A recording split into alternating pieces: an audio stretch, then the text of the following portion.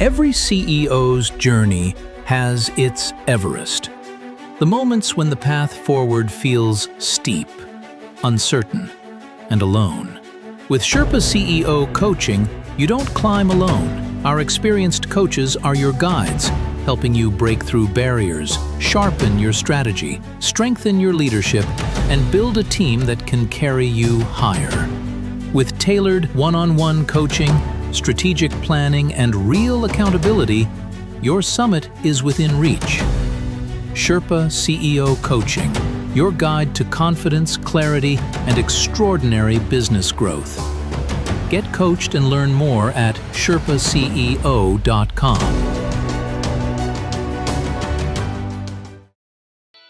Welcome to the Entrepreneurial Journey with your host, Dave Westcott. The Entrepreneurial Journey is a weekly podcast that streams live every Tuesday at 9:15 a.m. Pacific on Dave's YouTube channel and LinkedIn profile. Now here's Dave with this week's episode. Good morning and welcome to the Entrepreneurial Journey. I'm your host, Dave Westcott, and I have with me this morning special guest, Natalia Zacharin, founder and CEO of Zacharin Consulting. How are you today? Good, thanks. How are you? I'm excited to be here. I'm excited to have you on the show. I mean, I think fractional CFO work and bookkeeping are very important to entrepreneurs, and without those things, I think financials are really hard for a lot of entrepreneurs. So I think what you provide is really great service. So I'm really excited about it.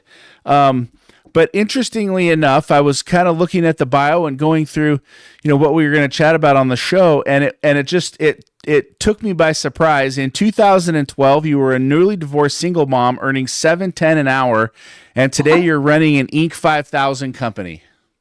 Yes, that's true.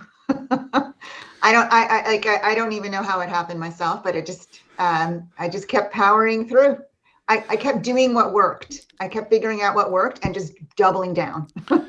So 15 years, you've been on the journey. Yes, from poverty. Poverty hit me twice during that time. Oh no. Yes. Well, you know what? Those are the learning lessons I think that that make entrepreneurs successful. You had to climb up all the difficult rungs and had to fight all the battles, and you have to do all those things to build a business. But I gotta know, you're a mom. It's 2012. You just went through a traumatic event. You're making $7.10 an hour. What says, hey, I want to be a business owner? What was that moment? That moment came a little bit later. So the $7.10 an hour job, I was trying to find a job. I was a single mom. I had been a stay-at-home mom for 6 years, so I was out of the workforce, which really annihilated my opportunities at that time. And I don't know if anybody remembers, but 2012 wasn't a great economic year. No, it's horrible. It was pretty horrible. And I had connections. I knew all of the teachers and principals, and they shut down the opportunity to even become a teacher or a substitute teacher, which would have been something that could have helped me. They shut down those opportunities. I couldn't get a job as a waitress. No one was hiring. So I walked into the store where I used to go shopping, and I knew the manager there, and I said, I need a job. And they hired me for $7.10 an hour. So that's how that job started, because I figured it took me, I think, 6 months to get a job of looking heavily, because I really needed to get work.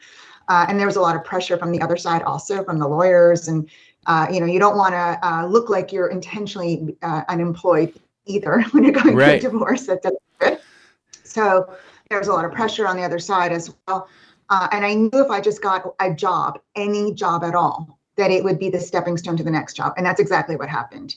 And so after that job, I got another temp job for $12 an hour. And then I landed a salaried job at about $50,000 or $55,000. And I stayed there for 6 years. They did increase me. They increased me to $75,000 within the first 6 months, which was, to me, life-saving. Even the $55,000 was life-saving. And this is for a family, right? Because I have children, or I have a child. So they increased my salary, and I was pretty happy there. And I would have stayed there probably forever until about 2018, 2019. I've been there for 5, 6 years, and they started getting rid of my position, and they demoted me. Oh no. Yeah. The person that gave me the raise, the CFO there, had left the company. A lot of the management had changed. They were making a lot of other changes. I was almost 50 years old that year.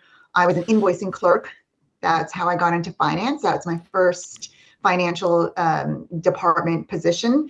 So I was an invoicing clerk, and I was sitting in a cafe in 2019 with my new boyfriend I just met, who's now my fiance, and telling him I'm looking for all these jobs, and I'm applying and applying and applying, and they demoted me to I think 40,000. So I was in poverty again, officially. And he said, well, why don't you start your own business? And it had never even occurred to me. Huh. So I thought, what would I do? And he said, well, accounting, bookkeeping, all of those are very lucrative and everybody needs it. And I thought I could probably figure out bookkeeping.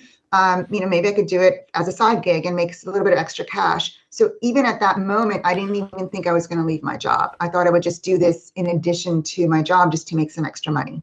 Wow. And that's how it started. That's pretty cool. I mean, that's a great story. You've been up and down and all around through this thing. And, wow, that's a lot to go through. So you're making $7.10 an hour. You get a temp job at 12, then you get a salary job at 55, then you're up to 75. You're there for 5-6 years. You go back down to 40K, and you're like, oh my God, you're in the cafe with your new boyfriend, who's your fiance, and you say, we could have a bookkeeping business. Yes, he was he's a CPA, so he had a tax firm. Everybody always asks me, well, why didn't he hire you? Well, he wasn't doing that well either. So he had a bookkeeper, and she was working part-time, and he didn't need to hire me. Besides, we're in a new relationship. Why would he hire me? Yeah. I wasn't expecting it either, and I didn't want to put pressure on the relationship. So, yeah, that's cool. That's cool. And the relationship is going well because you guys are on the path to get married. So that's exciting too. Yes. The relationship is going very well. We've been together now 8 years. This is our 8th year together. And both built up completely separate companies. He's a tax-only firm, and I'm a bookkeeping, payroll, and fractional CFO firm. We share about 30% of my clients, but very independent. Of course, we talk about stuff, and that's helpful, but very, very independent, completely separate businesses. If we ever combined, we'd be in the top 400 in the US. Wow. But we're not there. Yes. Wow. That's very, very exciting. So you guys are doing well financially. Life is moving in a new direction, but this is how you get your start. So how did you get your first client? Tell me how you got the first client. Yes. And, everybody looks at where we are now with, about 300 clients. I have 16 employees, and they think, wow, that's incredible. And it was extremely painful, and it took a lot longer and a lot harder than I thought it would. So I started looking, he sent me this course. It was like an 8-week course, how to start your own accounting business, which you can find those courses, anywhere. So he sent it to me, and I thought, okay, well, I'm just going to go through this because I like learning, and even if I don't start my own business, it's going to be helpful to me in some way. So I would start going through this course in the evenings, on the weekends. I'd listen to it in the car. I'd play it back, and kind of like almost brainwashing myself. So I kept playing the parts of this course over and over and over again. And in January 2019, when I officially started the business, I reached out via LinkedIn to a bunch of people. I connected with a bunch of business owners, and I said, some kind of little blurb. As soon as they would connect with me, I'd message them back and say, hey, do you need some help? And someone responded and said, yes, I need help. And he's still my client. Wow. So yes, he's still my client. So he responded back to me. This was, I think it was January 19th, if I remember correctly. I remember I get on a call with him. He said, yep, that all sounds good. I'm ready to sign up. And I'm like, great, I'll get back to you, because I didn't even have terms. I didn't have an engagement yet. I didn't know how to take a payment. I didn't know how to do anything.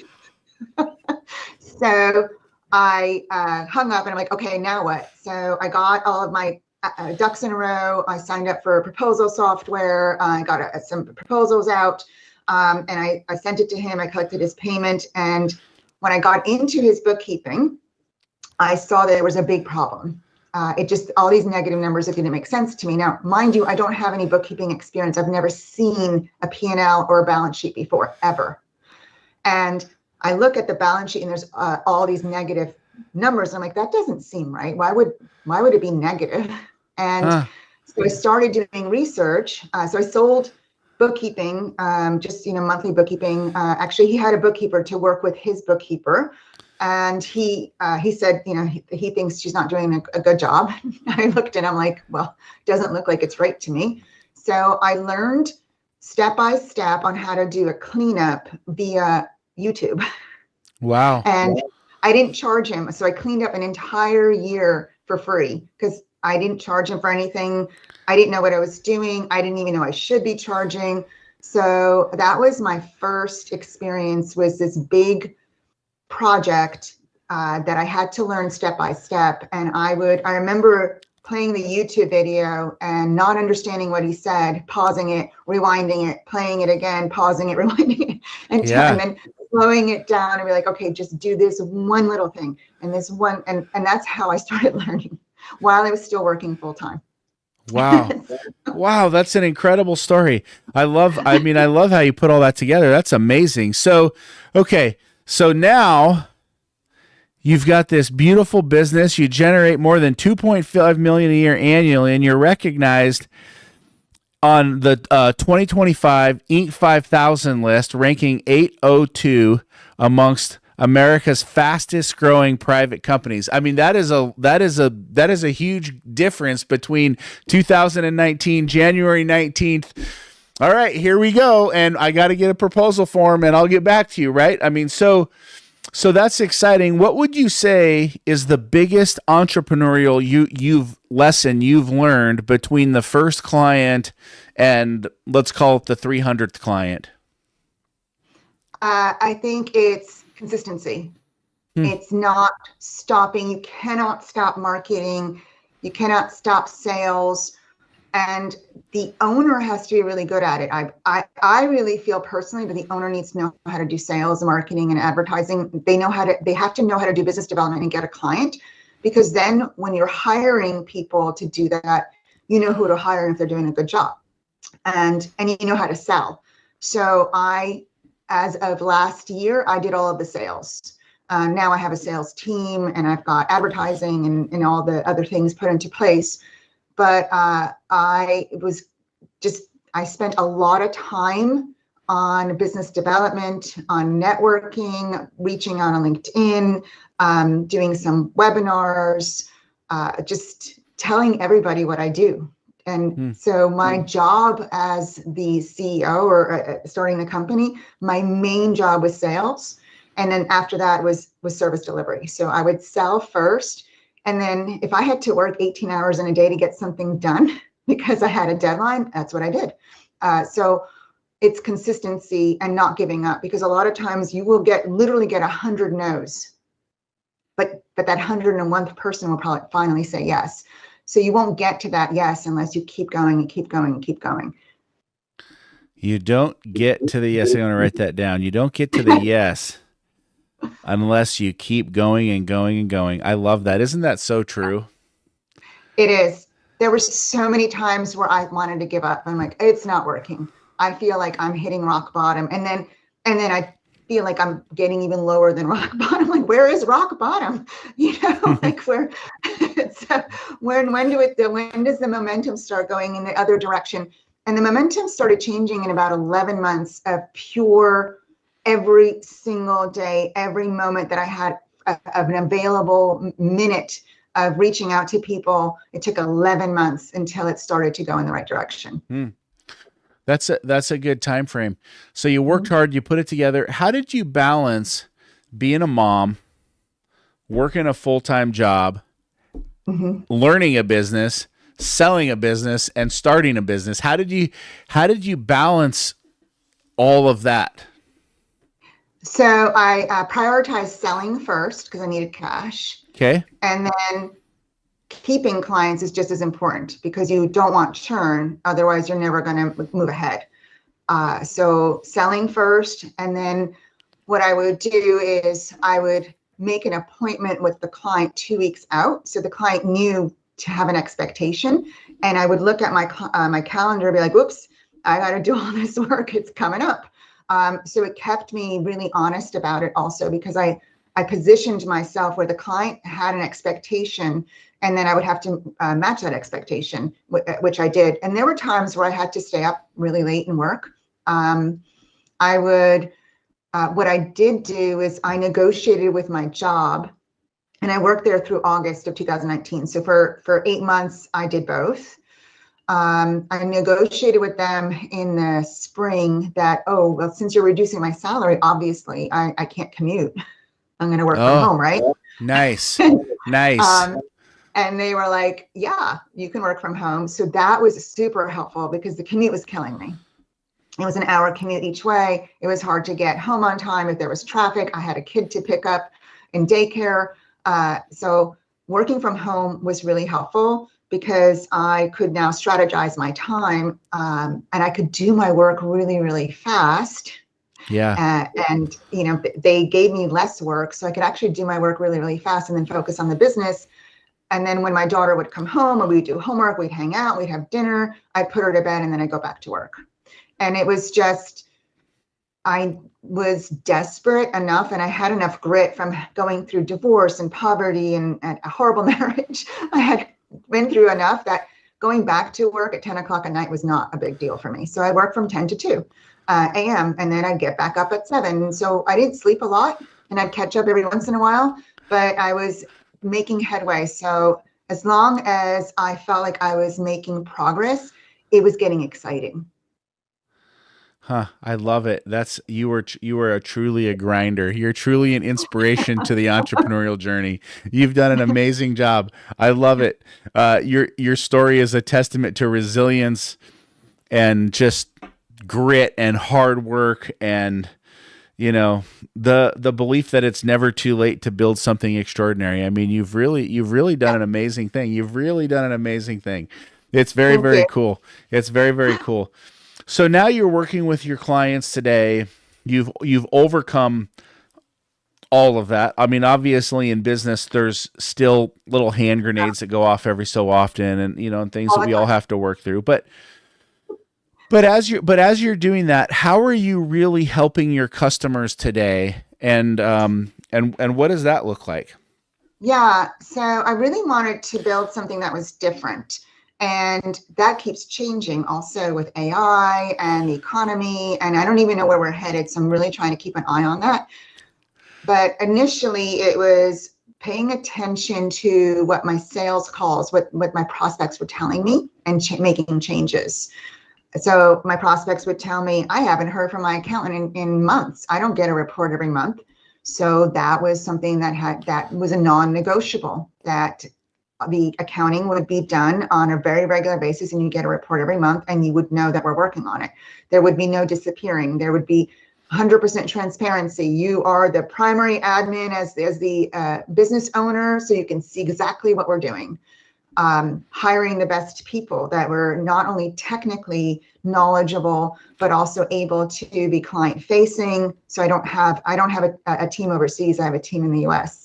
I wanted to be client facing, high level, professional.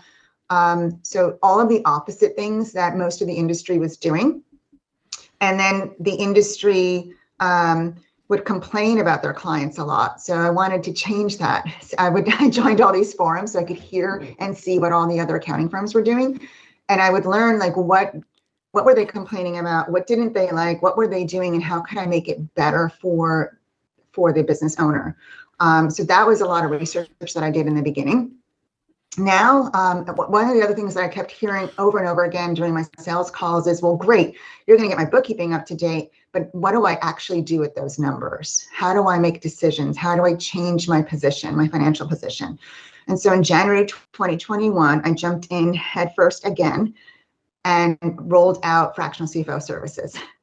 At this point, I already had a really good understanding of how to read financials. Mm-hmm. I taught myself bookkeeping, not as data entry, but bookkeeping as an aspect to how does it impact the financial reports? Like, how does it impact the balance sheet? And what does the balance sheet actually mean? And how does it impact the cash flow statement? So I was teaching myself the whole time I was doing the bookkeeping, like, of what does it actually mean? And if I look at it from month to month, what does the trend mean?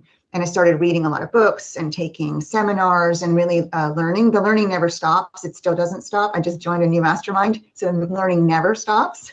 That's good. Yeah, but in January, rolled out CFO services because that was the market was demanding it, and it was a little bit tough. I think I tell people I cried a lot the first couple of years. I cried a lot in 2021 again when I had to figure out how to create forecasts and budgets and projections and all these reports and figure out all this new software. Meanwhile, I had like 3 employees at the time also and a good group of clients. And the fractional CFO services have been really amazing because we can look at someone's situation now, and with projections, we can see in 6 months, are they going to improve or are they going to go in the other direction? Are they going to run out of money? And what can we do now that we have time and we have options to get ahead of that if we're heading in the wrong direction? Or if someone is already in a bad place, which a lot of people sign up because they're already in a bad place. They usually sign up too late. It's never too late to have a CFO. So Yeah. it's never too soon. It's always too late. It's never too soon to have a CFO. But if they're in a bad position, we can map it out how to get into a better position very quickly. So I had a client, they're an IT business. They changed from break and fix hardware services, and they went to managed service provider services, but they didn't have quite enough clients yet. So we had to make a lot of changes. When they stopped that big influx of cash, and they were not profitable at all. So when you have a break and fix model, they're not really usually they don't make a lot of profit. It's a lot of cash coming in, but all of that cash goes right back out in the cost of goods sold. So they're already not profitable and they need to have that monthly recurring income to really help them out. And if you're not getting new clients to build that out, you're just burning through cash. And they had been burning through cash for years, and it took quite some time. Part of it was that the entrepreneurs that we see that have the most success usually make decisions a lot faster and they move quickly. So if you don't move quickly, you start burning through cash even longer. And that's what was happening in this situation. But I'm proud to say, as of, I think we were 2 years in, and he finally started making a lot of money. Finally started really tuning in, letting go of the people that weren't a good fit, letting go of the services that weren't giving him a return on investment, like the marketing that wasn't really working, letting go of other expenses that weren't important, and really focusing on sales, on prospecting and sales for the owner. And every time we would meet, I'd have to bring him back and refocus, because that's what CFO services are. The business owner is constantly being pulled in so many different directions that it's good to have a CFO, because in every month you have to report back. What did you do? Like, did you do all the things we talked about? And it's hard to do those things. So psychologically, we want to do something else. You know, that's smart. I like that. You said a lot there, and but I think it's all good. You know, just to kind of look at it. You know, I really like what you said. It's never too soon to have a CFO. And so even if you're a smaller company, 4 hours a week, 4 hours a month, I don't know what your minimum engagements are, but as they grow, you know, those hours grow and that time grows, because the benefit to the fractional piece of the business is you don't have to bear the full expense of that CFO on your team. You get to have them for a specific amount of hours, and that helps guide your controller, or maybe you only have a bookkeeper, or maybe you don't even have a bookkeeper, maybe you're using a bookkeeping service, whatever it is, but it enables you to kind of get where you're going. And I like to believe that a CFO is going to tell you where you're going and how to get there. And a controller is going to tell you where you've been. And Yes. that's kind of the way that I look at it. So I do agree that it's never too soon to have that CFO service. You talked about break fix, really not being a profitable business. They burn through a lot of cash, and there's a lot of cost of goods sold there. And I would say that I think that's pretty spot on as well. You're saying people, CEOs, entrepreneurs, founders, they don't make decisions quickly, or the lack of decision making is really important. And there's a guy that I love. His name is Tom Iserman. He wrote a book called Why Startups Fail, and he was a professor of mine at Harvard Business School.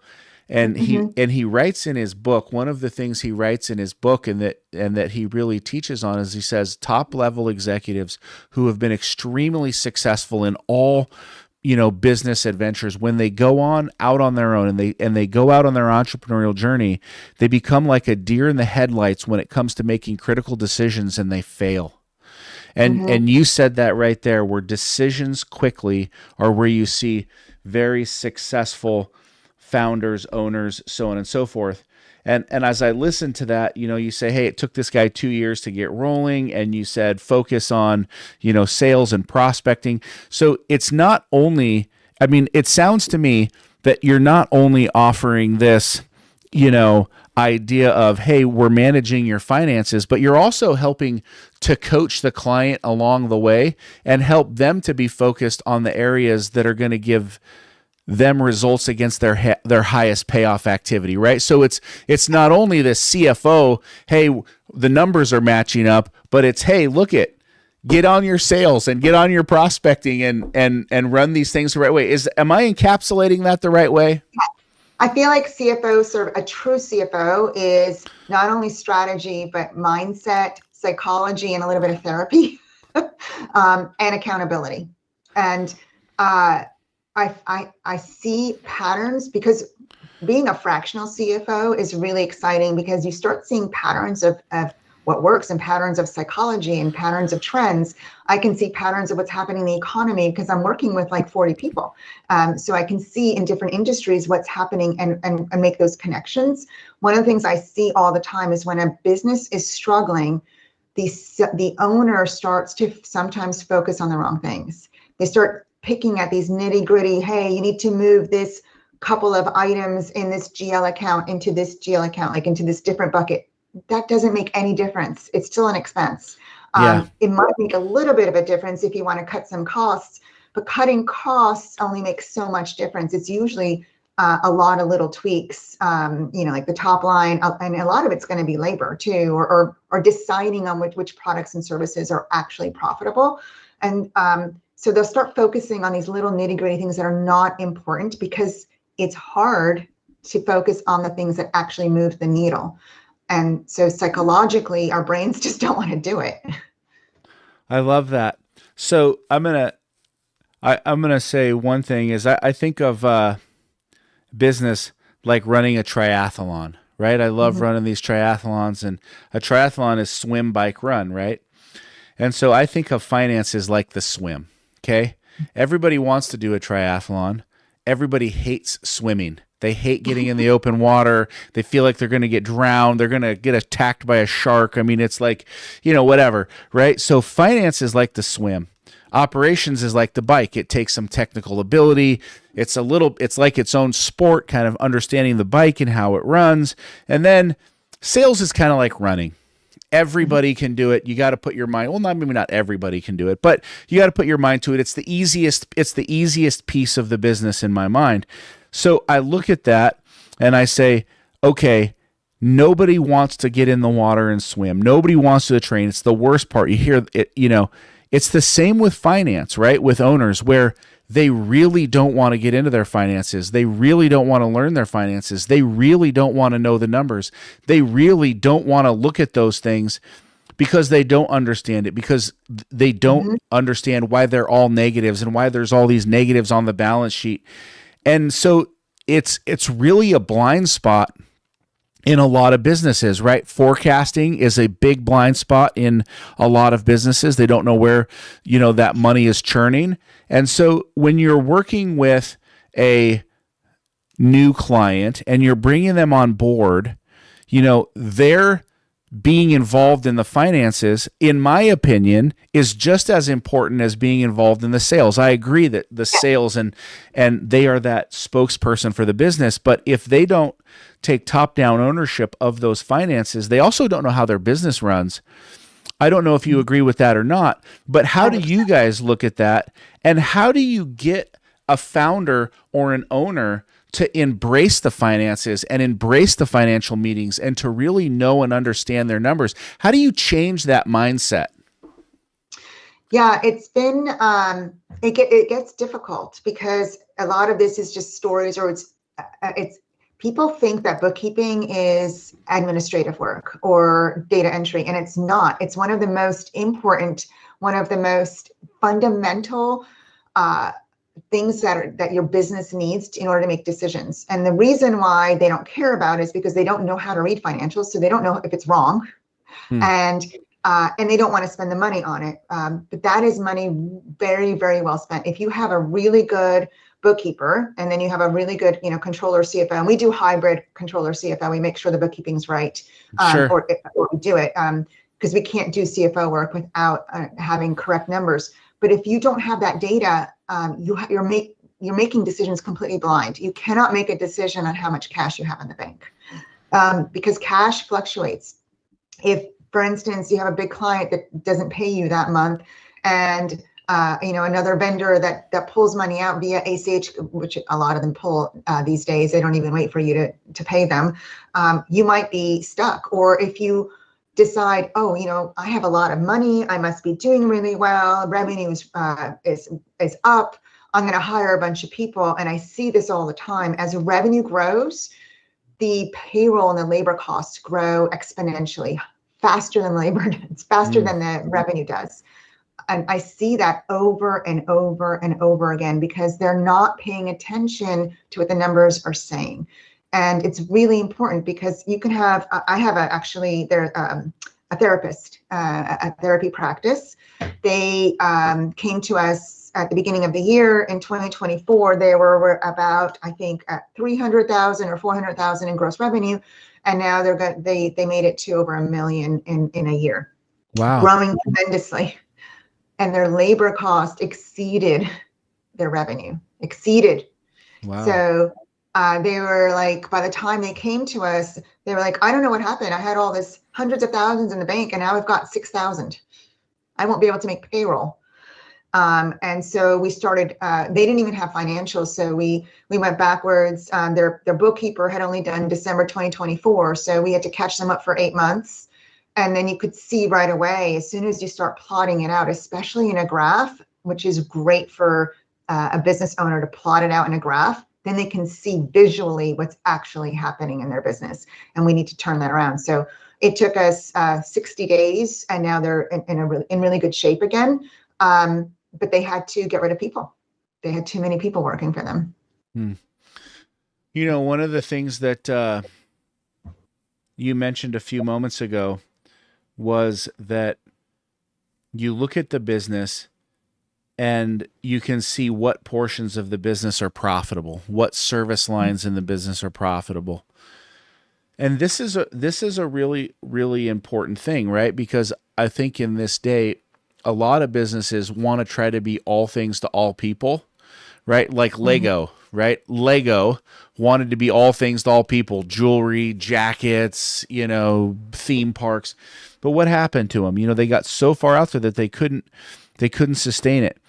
So when you look at a business, you could have a business owner that's doing, let's say they're doing window washing, and they think window washing is making all their money. But maybe it was the carpet cleaning that had 50, 60% margins, and that's where they needed to spend their time and energy.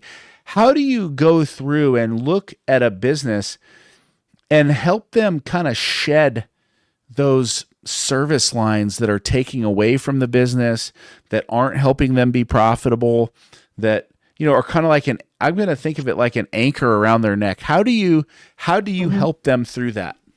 Yeah. Part of the problem is why business owners do that is because they have the shiny object syndrome. Shiny object syndrome. I love it. The entrepreneurs love to add new businesses, love to add new products, new services. They're constantly adding, and a lot of times they're making themselves broke because they haven't even made the first idea profitable yet before they add the next idea. So entrepreneurs are fantastic at ideas. It's making the idea profitable before you move on to the next idea is really important. Or at least knowing that you're going to make it profitable. So how do you know? You really have to split out that information. The best way, if you have different locations, set up different bank accounts, different credit cards, make it just super simple. They have all of the revenue and all of the expenses that are connected to separate accounts. It might be more complicated to manage a lot more bank accounts, but if you have multiple locations, that's probably the best way to do it, because you don't want one location that's super profitable to be carrying another one and you don't have any idea that it's not profitable, because each location has to be profitable on its own.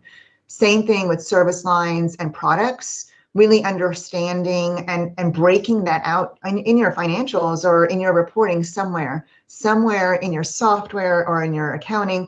Those products and services have to be split out at least by cost of goods sold, at least by this is one revenue line, and then this is all of the costs associated with creating that revenue line, and this is the gross profit.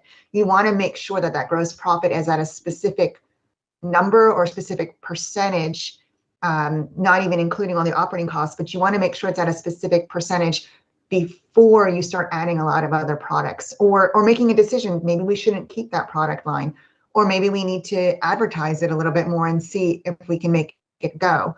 But this information needs to be split out, because you'll have no idea. And what happens a lot of the times is that you'll have products and services that are eating the profit of other products and services. And say, even clients, you have some clients, we do the same thing. I have some clients that I'm going to start breaking out my own information of how profitable are we per client? Like how much time is it? Because we do the value pricing, it's flat rate, but how much time are we actually taking? How many resources is it actually taking us? We don't really know that yet. And that's our new project. The team doesn't even know this yet. That's our new project this year. There you go. If they listen to the show, they will know what's upcoming. That's a good teaser. Hey, you want to know what's coming, guys? I think you were touching on something there, and I think it's really important. So you started that little segment off with the shiny object syndrome, okay? And I think this is a true thing that plagues entrepreneurs, right? They see little shiny things, they go chase them down, and they blow themselves up. But yes. One of the things that you see entrepreneurs do is they like to start a lot of different businesses, right? They say, "Oh, I'm a creator, I'm not a doer," or whatever it is.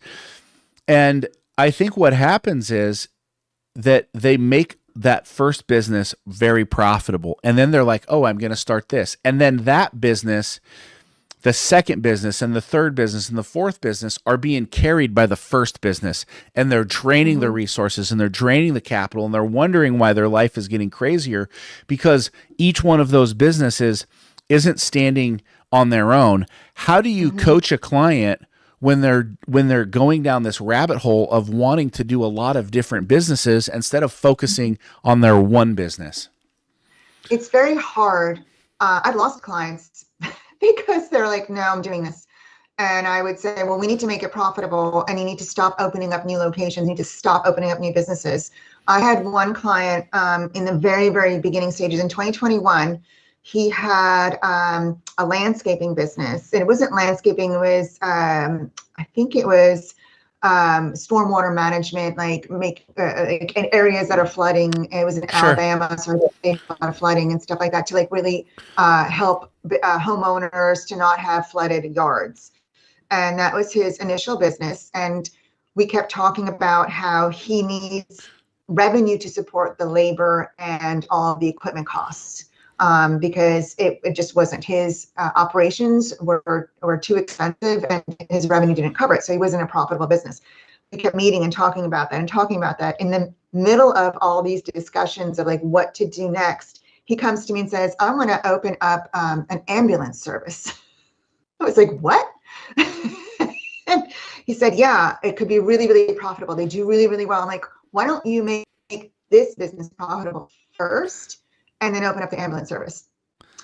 So he left me as a CFO, and I'm still in contact with him actually on Facebook, and he's employed. He is no longer self-employed. He is a W-2 now. I believe that. So it didn't come out. It's true.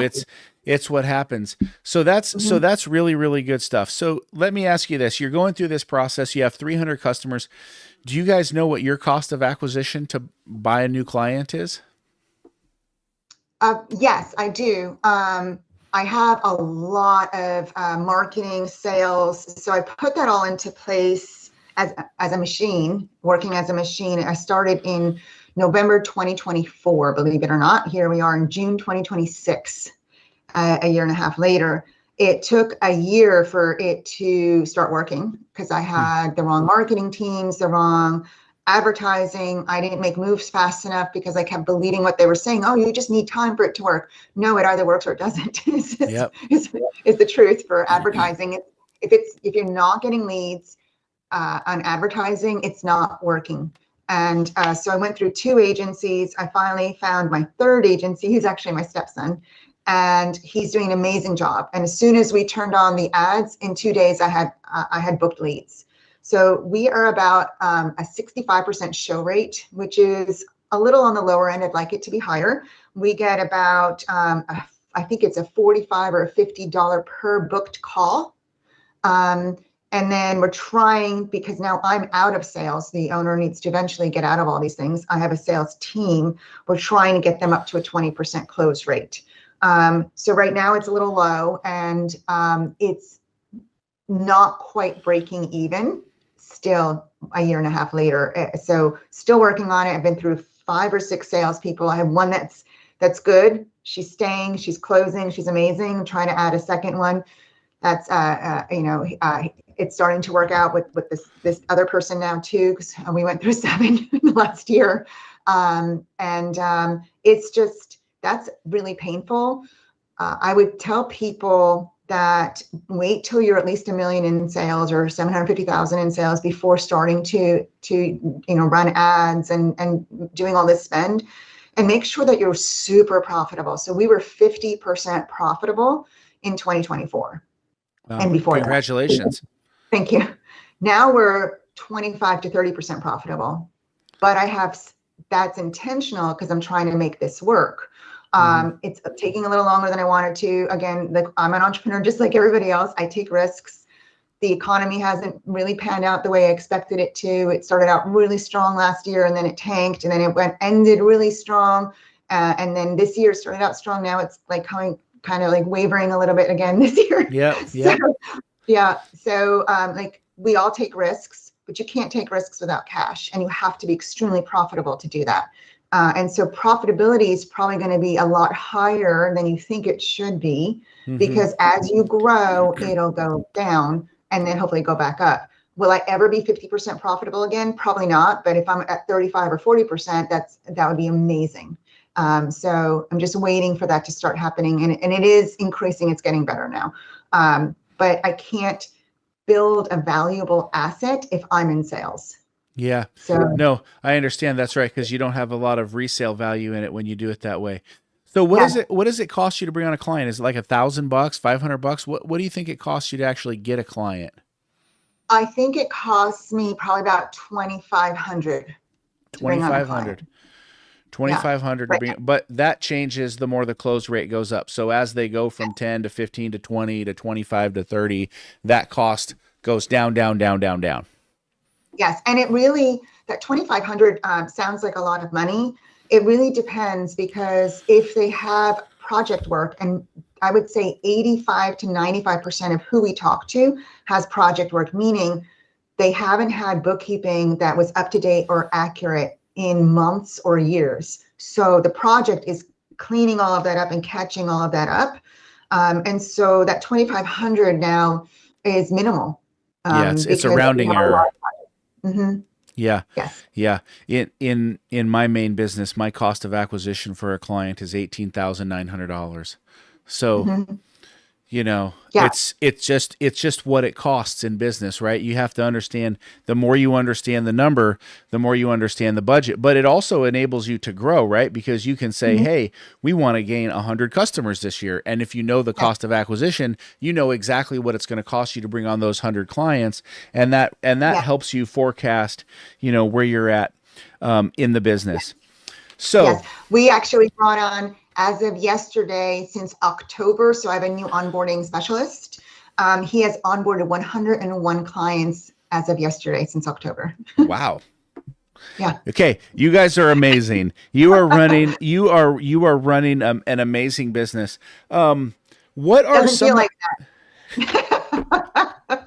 It feels like That's it's because breaking you're all in the battle. You're in the battle. You're in the battle. You're doing it.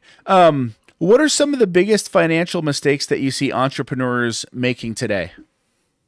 I would say number one is not looking at their numbers, not understanding them, not hiring someone, not taking it seriously. It is the most serious thing you could possibly do, is hire the right people in your financial life for your business, and to understand those numbers so that you can focus on them and have an understanding of what to do, that next step, that big domino that will knock over a whole bunch of other dominoes. That is something that is tremendously lacking.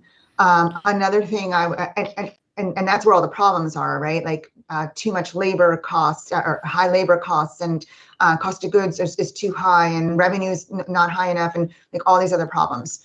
The other thing is, sales doesn't fix everything. Sales fixes a lot. Sales is really important, but it doesn't fix everything. If you have broken systems and you're leaking profit and you're throwing money out the door, sales is only going to fix that for a short time, and then the economy or something changes and you're screwed. So sales does not fix it.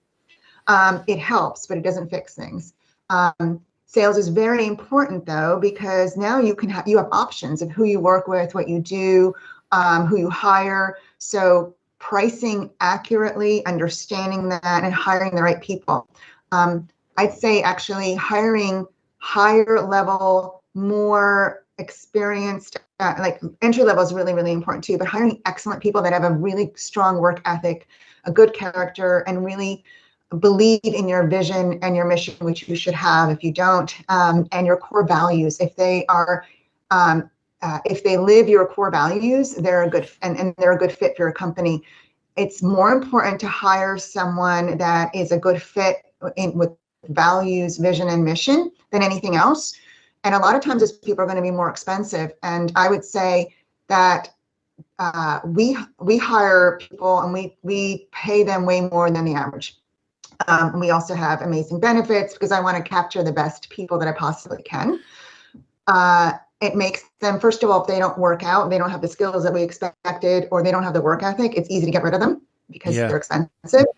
But if they work out and there's a pretty high chance that they do, they actually support the bottom line. So they do more work, they're more productive, they're more effective. So hiring someone that's the right fit and the right person, even if they're more expensive, could actually save you money than you spending money. I love it. I think you're doing a great job. All right, looking back at the woman sitting at her kitchen table worrying about overdue bills, what advice would you give the entrepreneur who feels stuck or overwhelmed, or like their best opportunities are behind them? So I started this the year I turned 50 with no experience. And I've had a tough marriage, a tough life for decades. And it took me 14 years to finally make ends meet.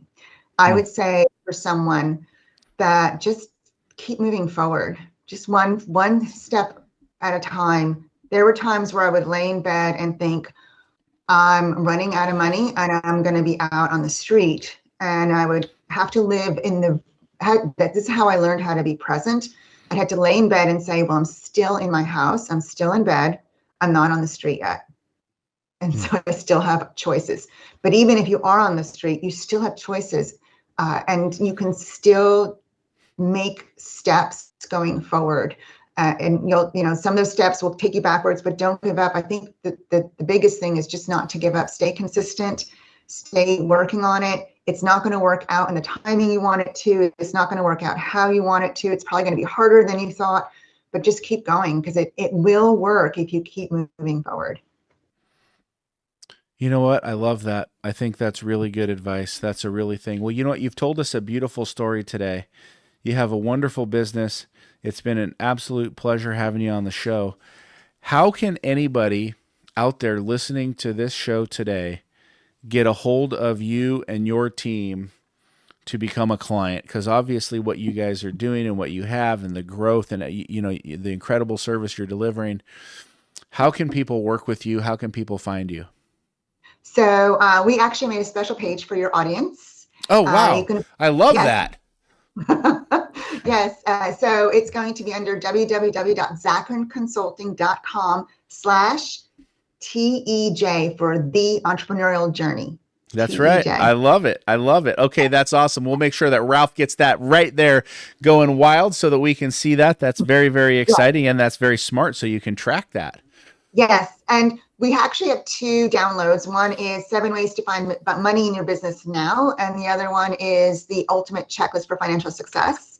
Those are freebies to download. There's actually a lot of resources on the website that are free, cash flow forecasting on your own and profit playbook. And I've got a lot of assets on there.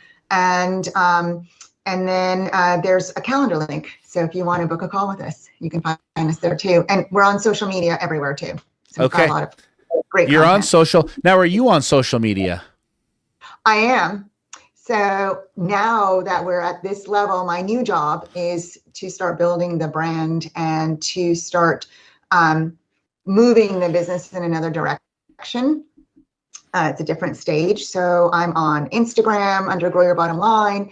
I'm on LinkedIn. We're on YouTube, TikTok. I've never logged in, but I'm on TikTok.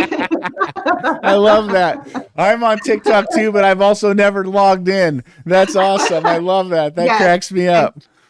And Facebook under Zacharin Consulting. So we're all, I think we're on most of the channels. I'm not on Twitter yet. I need to fix that. But we've got reels and long form content also on LinkedIn and Facebook. So just all kinds of content everywhere to hopefully help people make better decisions and to see who we are. I love it. I love it. I think it's incredible. Okay, if I'm not connected with you on LinkedIn, I'm going to go out there and I'm going to go find you and connect. I think that's a great thing.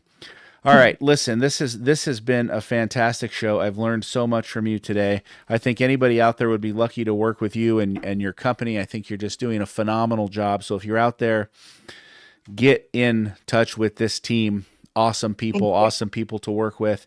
This has been the Entrepreneurial Journey. I'm your host, Dave Westcott, and we are back 9 a.m. Pacific Standard Time every single Tuesday. If you like the show, give us a like, give us a share, drop your comments into the comment box. It has been awesome hanging out with you this morning. Thank you so much. I've really enjoyed it. It's been a lot of fun. Ralph, I got one thing we got to add in here. This is why I like recording it.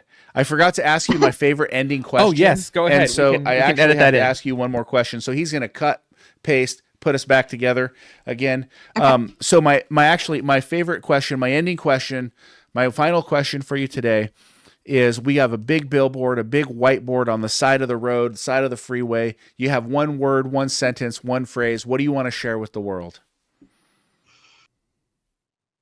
I would share that word is thrive.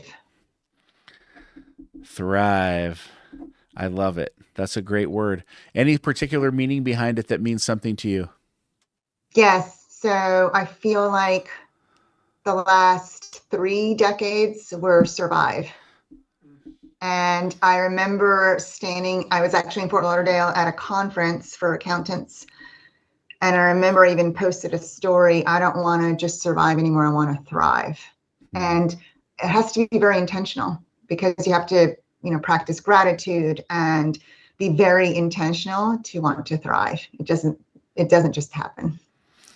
I love that. I think that is a perfect way to end the show. Thrive in 26. Do your very best. This has been the Entrepreneurial Journey. I'm your host, Dave Westcott. We are back 9 a.m. Pacific Standard Time every single Tuesday. Check us out. Drop your comments into the comment box. Give us a like. Give us a share. Tune in. Hang out. And get with this incredible company. Get with them and change your financial trajectory so that you can thrive. Awesome. Thank you so much for being with us today. Thank you so much. Every CEO's journey has its Everest. The moments when the path forward feels steep, uncertain, and alone. With Sherpa CEO Coaching, you don't climb alone. Our experienced coaches are your guides, helping you break through barriers, sharpen your strategy, strengthen your leadership, and build a team that can carry you higher. With tailored one-on-one coaching, strategic planning, and real accountability, your summit is within reach. Sherpa CEO Coaching, your guide to confidence, clarity, and extraordinary business growth. Get coached and learn more at sherpaceo.com.